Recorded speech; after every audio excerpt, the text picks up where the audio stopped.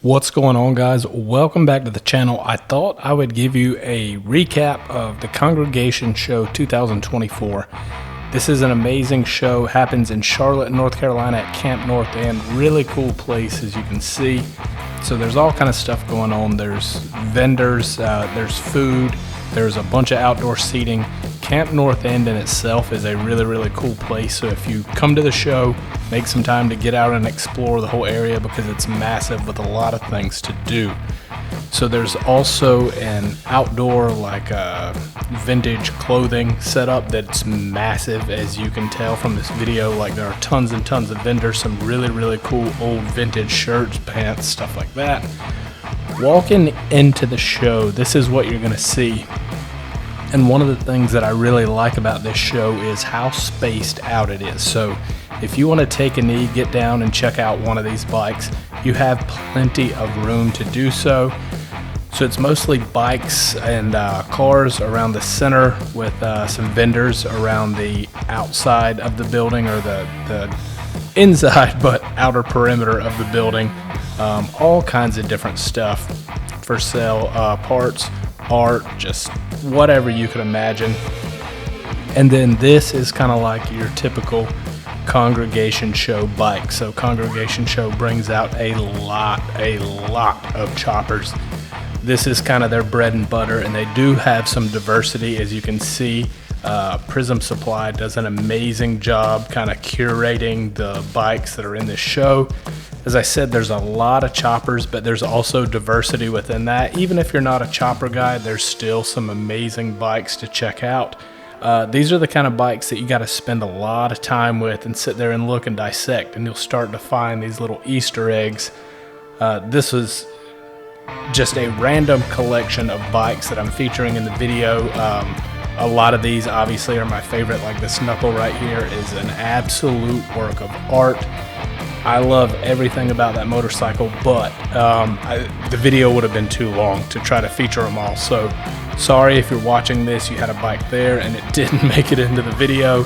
I've edited it 3 times now and I still feel like it's too long, but here we are.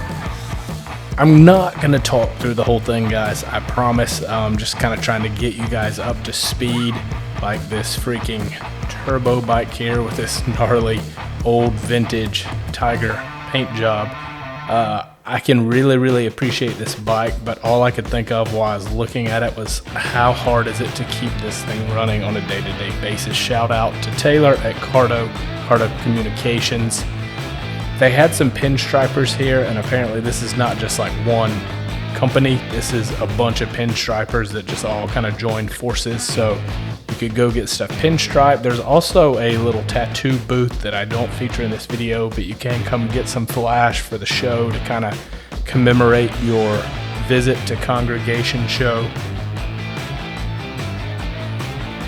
A little Prism Supply area, a little lounge. You can buy the Prism merch.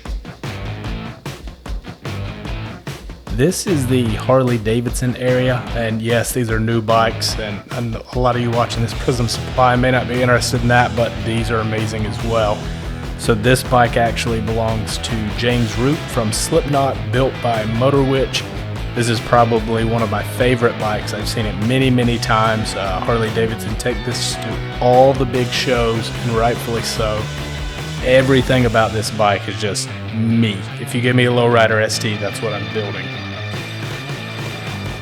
This bike belongs to a good friend of mine, Randy Hayward, most commonly known as Detroit.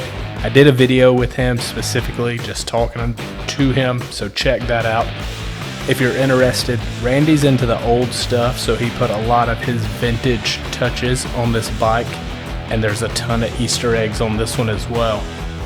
So I'm going to show you guys probably one of the most interesting things that I feel like a lot of people probably do not catch at first about this bike.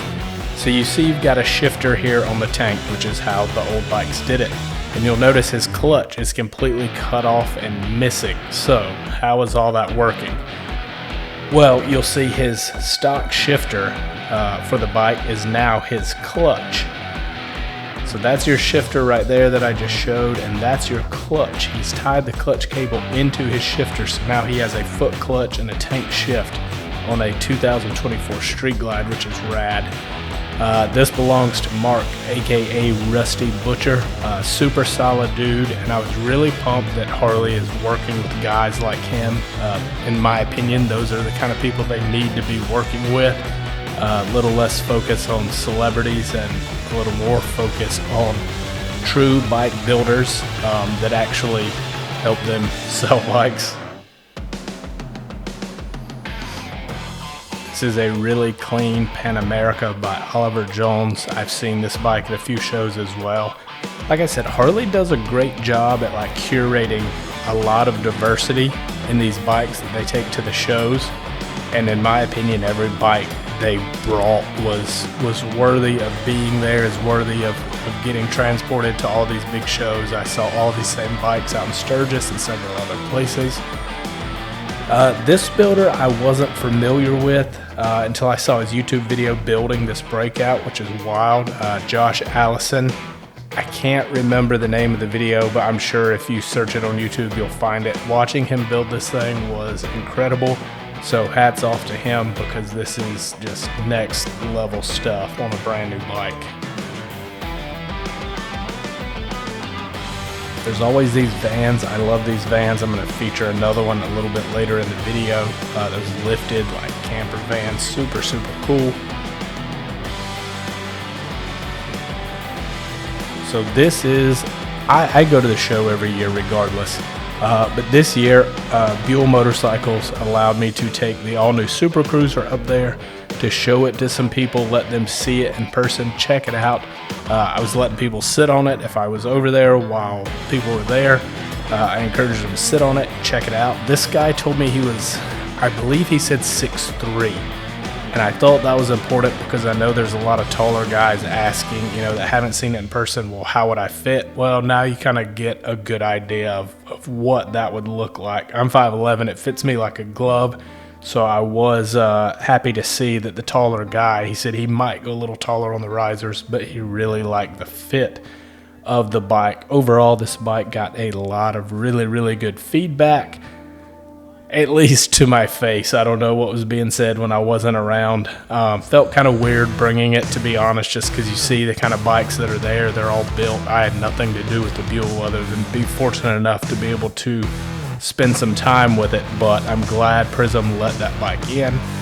This next bike, I'm probably biased because it was built by a buddy of mine, Harley Holmes. This was the best bike at the show in my opinion. It's just what I really like. An old flathead motor. He races this in Billy Lane's Sons of Speed. He built this himself, and to me it's a perfect blend of old and new, with the newer Sportster front end, the old 45 flathead engine, Pro Taper bars. Like, this thing is just dialed. Harley, I love your bike. I know I've told you that 100 times, but I absolutely love that thing.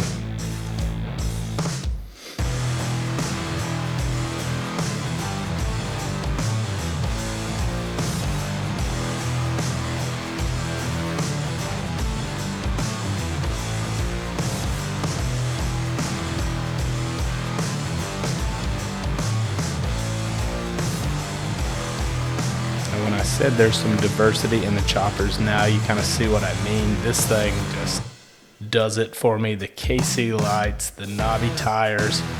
It's got a Mack truck shifter knob, which is awesome. That's what I said, man. Like, you have to spend some time and look at these things and find all those little details. But I mean, to run floorboards instead of pegs, like, the exhaust is kind of gnarly. This whole thing, I really dig what that guy did. This bike belongs to a buddy of mine, Jay. Shout out to Jay and MC Parts Shack. If you're looking for old and sometimes newer motorcycle parts, hit up MC Parts Shack. He built that bike, races it. This belongs to JB, or James Burgess, Can't Stop Vintage Racing. Another good friend of mine that races this bike at Sons of Speed. This is another bike. I don't know why Jay has two and I don't have any. So Jay, if you're watching this, give that some thought.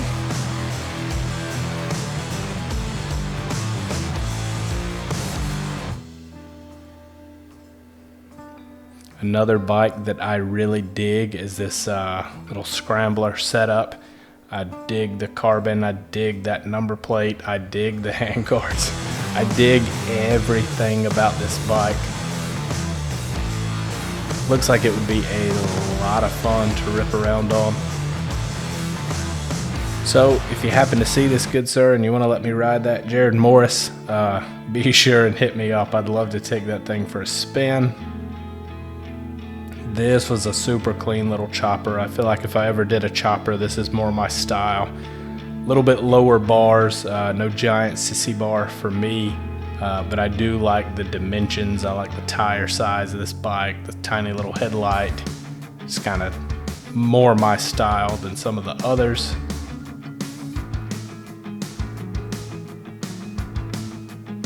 Another really nice knuckle. Those knuckleheads have just gone through the roof. You're talking 20-25 grand just for a knucklehead engine. So these guys are sitting on a nice little payday. There are some cars, as I mentioned. This was probably one of my favorites at the show. Just I'm showing you guys the stuff that I kind of like, just my taste. I know everybody has different taste. There are also diversity in the cars. There's some lowrider stuff. There's all kind of different stuff, but this is just kind of what speaks to me. I like this little blue bike here.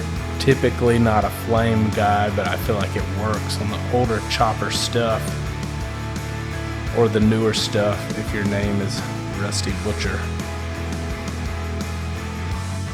This thing, see, there's a lot of favorites at the show, and this is absolutely one of them.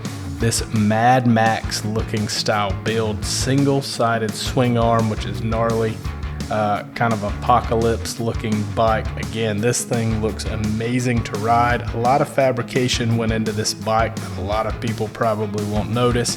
The frame and everything, man, like that thing is wild. And then they've got some stuff that's a little more period correct, more original. Not everything there is a chopper. There are some classics that are, you know, mostly stock or put back together, repop parts at least. So kind of how it was when it came off of the assembly line, not just in Milwaukee, because we're not just talking Harleys. There is other manufacturers there. This little VW van was pretty cool. The more I looked at it, the more I was like, oh, I can kind of envision it. You know, you got the little trail bike there, so if you need to run to the store and grab some supplies, you leave the van set up for your little camp setup. Really cool little van. And then another little Honda pit bike. That might be one of the Trail 70s, which I think is street legal.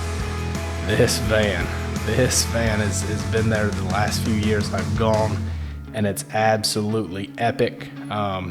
Giant tires. I can't remember the size. I want to say those are probably 40-inch tires. This thing is just gnarly. All the glass is etched like a Frank Frazetta style artwork all over it, which I can dig. I don't know that I would own it or drive it, but it's in its form. It's an amazing van. Captain's chairs spin around. The inside's got some wood, a freaking nightstand and a bed. This thing is awesome. I'm gonna have to check out these guys on YouTube, the Swim Shop 4x4, because I've seen their van several times here at the show. They're always amazing. That's gonna be it for this one, guys. If you're anywhere near the Charlotte area or you just want to go to a cool show, I highly encourage you to go to Congregation Show. Thanks for watching the video. Like if you enjoyed it, subscribe if you're not already, and I'll catch you guys in the next video.